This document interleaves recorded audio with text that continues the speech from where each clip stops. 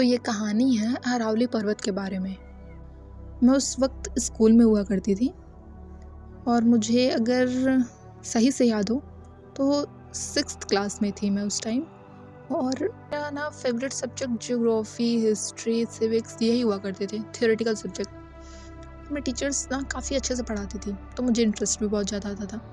बहुत प्यार से समझाती थी, कहानियाँ सुना के बताती थी, या ऐसे ही अगर कोई पढ़ाए थियोरेटिकल सब्जेक्ट तो ऐसा लगता है कोई कहानियाँ सुना रहा है, और कहानियों में तो बहुत ही इंटरेस्ट आता है। तो एक दिन की बात है, उस दिन क्लास में ज्योग्राफी पढ़ाई जा रही थी और काफ़ी इंटरेस्टिंग टॉपिक चल रहा था, माउंटेन रेंजेस इन इंडिया।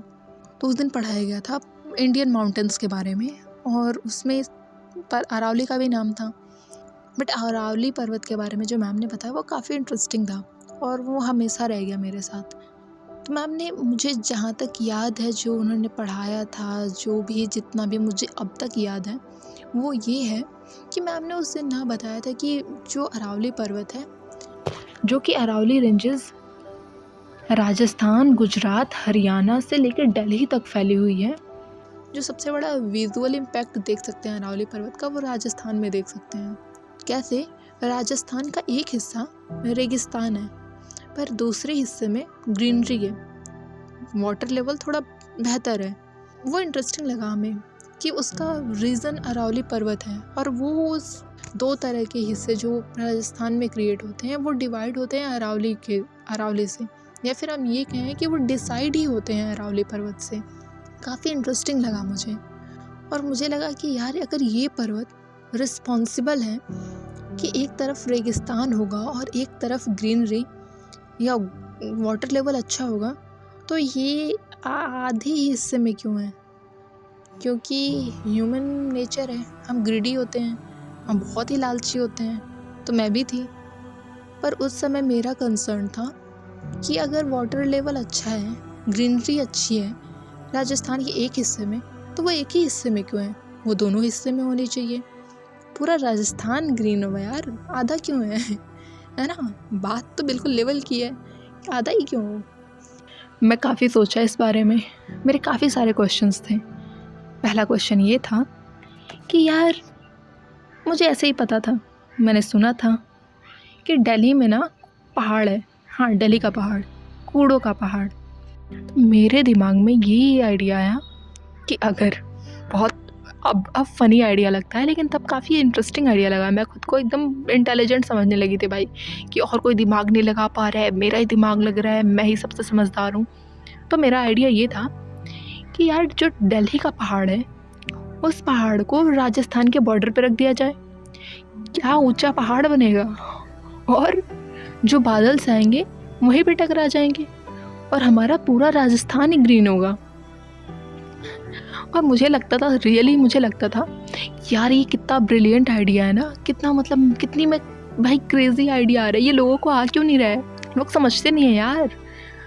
तब मुझे खुद पे बड़ा प्राउड फील होता था, लेकिन बाकी सब लोग डम लगते थे। फनी है, शायद हम लोग ऐसा ही, सबने किसी न किसी टॉपिक्स को लेके ऐसा सोचा होगा कभी ना कभी। बट ठीक है, मैंने सोचा एक बार क्रॉस चेक कर लेते हैं अपने आइडिया को, इतना ज़्यादा ओवर कॉन्फिडेंट नहीं होना चाहिए। तो फिर मैंने क्रॉस चेक करने के लिए, क्योंकि मैं काफ़ी इंट्रोवर्ट किड थी, तो टीचर से तो नहीं पूछा, और फिर मुझे लग भी रहा था यार ये तो बड़ा कॉमन सेंस वाला चीज़ लग रहा है कि सबको पता होना चाहिए कि अगर ऐसा हो सकता है तो हमें शिफ्ट कर देना चाहिए, पर ऐसा क्यों नहीं कोई कर रहा है। तो फिर मतलब मैंने सोचा कि इनसे यहाँ क्लास में पूछना तो रिस्की है। फिर मैंने अपनी सिस्टर से पूछा कि यार ये बताओ, यार इतना ईजी है, हम क्यों नहीं करते, इतना अच्छा आइडिया है, बाकी लोग को ये आइडिया आते नहीं क्या? तो उसने बोला कि उसको, वो भी बच्ची ही थी यार, इतनी बड़ी नहीं थी उसको सब पता हो। उसने बोला कि यार तो मुश्किल होगा, क्योंकि बहुत ज़्यादा ट्रांसपोर्टेशन कॉस्ट बहुत ज़्यादा आएगी, नहीं हो सकता, पॉसिबल नहीं है ये। कुछ ऐसे अजीबोगरीब उसके भी जवाब थे, उसको भी एग्जैक्ट पता नहीं था कुछ। तो मुझे लगा यार मैं तो इंटेलिजेंट हो गई, कुछ ज़्यादा ही जीनियस हो गई हूँ, किसी को नहीं समझ में आ रहा है, इतनी सिंपल सी बात है किसी को नहीं समझ में आ रही, करना चाहिए लोगों को, पर कोई कर नहीं रहा। मतलब पूरा राजस्थान ग्रीन हो सकता है, बट लोग नहीं कर रहे हैं, लोगों को आइडिया नहीं आ रहे अच्छे। तो उस टाइम तो मैंने काफ़ी खुद को इंटेलिजेंट समझा, बट धीरे धीरे टाइम बीत गया, मैं भूल गई। बट उस क्वेश्चन का रियल में कभी मुझे आंसर नहीं मिला, और सच बताऊँ तो मैंने फिर सोचा भी नहीं, कौन सोचता है ये सब। मैं सोचने भी बंद कर दिया। फिर जब अचानक अरावली हेडलाइन बन चुकी है तो बस ये मुझे, मेरा पता नहीं क्यों, ये मेरा बचपन का सवाल आ गया। और अब मुझे पता है कि उसका आंसर क्या है। क्यों नहीं है कोई रिप्लेसमेंट अरावली पर्वत का? क्योंकि जो दिल्ली का पहाड़ है ना, उसमें वो ताकत है कि अगर वो किसी हरी भरी ज़मीन पे भी पड़ जाए तो उसे बैरन बना दे, साफ हवा को भी प्रदूषित बना दे। और उसकी उलट अरावली पर्वत ग्राउंड वाटर क्लीन रखती है। कितने मिनरल्स, कितना कुछ है उसमें, कितने लिविंग बींग्स का घर है वो। कोई दूसरी अरावली हो ही नहीं सकती यार, कोई रिप्लेसमेंट नहीं है उसका। वो एक है और एक ही रहेगी, उसे हम बस बचा सकते हैं। कोई नई अरावली हम बना नहीं सकते हैं। हम नहीं शिफ्ट कर सकते अरावली पर्वत को राजस्थान के बॉर्डर पे कि पूरा राजस्थान ग्रीन हो जाए।